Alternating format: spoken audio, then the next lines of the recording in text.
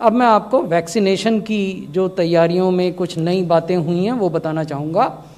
हमने पिछली बार आपको बताया था कि पूरे देश में एक मल्टी लेवल गवर्नेंस मैकेनिज्म स्थापित किया गया है जो वैक्सीनेशन के कार्यों पर निगरानी रखेगा और सहायता प्रदान करेगा।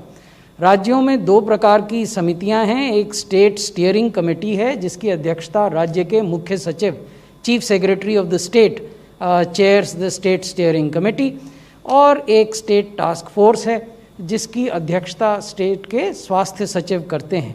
तो सभी 36 राज्यों और यूनियन टेरिटरीज़ में इनकी बैठकें हो गई हैं। 633 जिलों में जो जिला की टास्क फोर्स है जिसकी अध्यक्षता जिला अधिकारी करते हैं, district magistrate of the district heads the district task force, and there are 633 districts across the country where these task forces have met. 23 मंत्रालय और विभाग भारत सरकार में और राज्य सरकारों में चिन्हित किए गए हैं और उनको स्पेसिफिक भूमिका बांटी गई है, और ये भूमिका है प्लानिंग से संबंधित, इम्प्लीमेंटेशन से संबंधित, सोशल मोबिलाइजेशन से संबंधित और अवेयरनेस जनरेशन से संबंधित। जब भी वैक्सीन का रोल आउट होता है उस समय इन 23 मंत्रालयों और विभागों की खास जवाबदेही रहेगी। इसके अतिरिक्त ट्रेनिंग का काम बहुत तेज़ी से आगे बढ़ा है। मेडिकल ऑफिसर्स के लिए ट्रेनिंग मॉड्यूल तैयार हो गए हैं, वैक्सीनेटर्स जो हैं उनके लिए ट्रेनिंग मॉड्यूल तैयार हो गए हैं, उनके जो वैकल्पिक वैक्सीनेटर्स होंगे उनके भी तैयार हो गए हैं। Cold chain handlers, supervisors, data managers, ASHA coordinators, इन सब के ट्रेनिंग मॉड्यूल तैयार हो गए हैं। फिज़िकल ट्रेनिंग और वर्चुअल और ऑनलाइन प्लेटफॉर्म पे जो ट्रेनिंग दी जानी है वो प्रारंभ हो गई हैं सभी राज्यों में, और राष्ट्रीय स्तर पर और राज्य मुख्यालय के स्तर पर ट्रेनिंग ऑफ ट्रेनर्स, ये वो लोग हैं जो कि फिर डाउन द लाइन बाकी मैन पावर को ट्रेन करेंगे, उनके प्रशिक्षण भी पूर्ण कर लिए गए हैं, कंप्लीट हो गए हैं।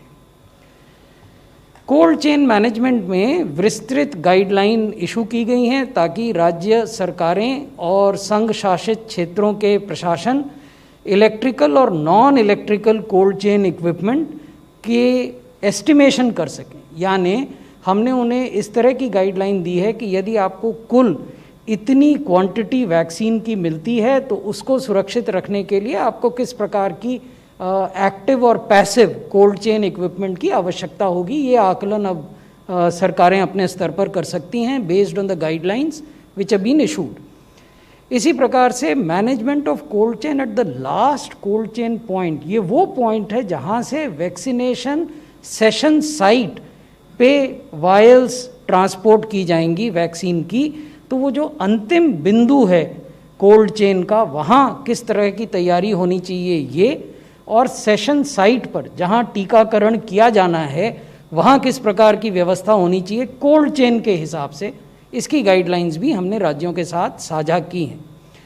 हम 29,000 कोल्ड चेन पॉइंट्स का उपयोग करेंगे, 240 वॉक इन कूलर्स का उपयोग करेंगे, 70 वॉक इन फ्रीज़र्स का उपयोग करेंगे, 45,000 आइस लाइन्ड रेफ्रिजरेटर्स, 41,000 डीप फ्रीज़र्स और 300 सोलर रेफ्रिजरेटर्स का उपयोग करेंगे। ये सारा इक्विपमेंट ऑलरेडी राज्यों के पास पहुंच गया है। इसके अलावा अन्य इक्विपमेंट भी उनको सप्लाई किया जा रहा है।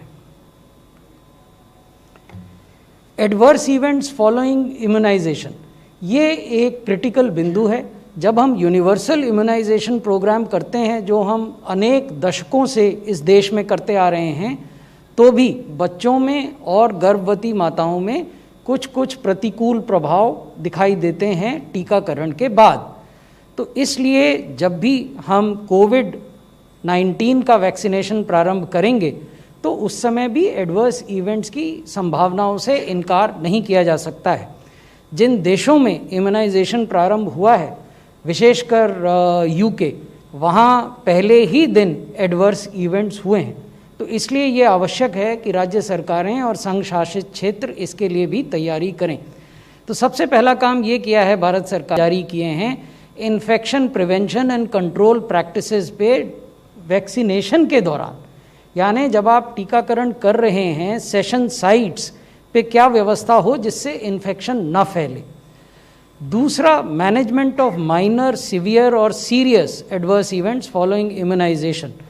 ये 3 कैटेगरी में एडवर्स इवेंट्स को बांटा जाता है। सीरियस एडवर्स इवेंट वो होता है जहाँ हॉस्पिटलाइजेशन की आवश्यकता हो। बाकी 2 कैटेगरीज माइनर और सिवियर की हैं। लेवल पर न्यूनतम एक, minimum 1, at least 1 AEFI management centre identify करके राज्य सरकारें रखेंगी। ये AEFI जो सेंटर हैं ये PHC हो सकते हैं, CHC हो सकते हैं, डिस्ट्रिक्ट हॉस्पिटल हो सकते हैं, प्राइवेट हेल्थ फैसिलिटी हो सकती हैं, या कोई भी ऐसी फैसिलिटी हो सकती है जो फिक्स्ड है और जिसमें मेडिकल ऑफिसर और पैरामेडिकल स्टाफ उपलब्ध है, जिसको जैसा मैंने पहले बताया हम प्रशिक्षण अलग से दे रहे हैं, how to manage these adverse events if they happen.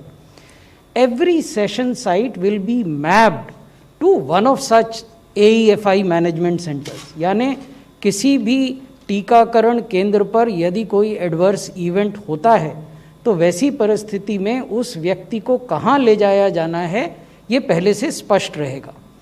And AEFI reporting through CoWIN, जैसा कि आप लोग जानते हैं कि हम एक डिजिटल प्लेटफॉर्म हमने बनाया है, उसका एक मोबाइल वर्जन भी है, उसमें भी हमने एक सुविधा दी है जिसके माध्यम से इस प्रकार के इवेंट्स को रिपोर्ट किया जा सकेगा। बहुत बहुत धन्यवाद।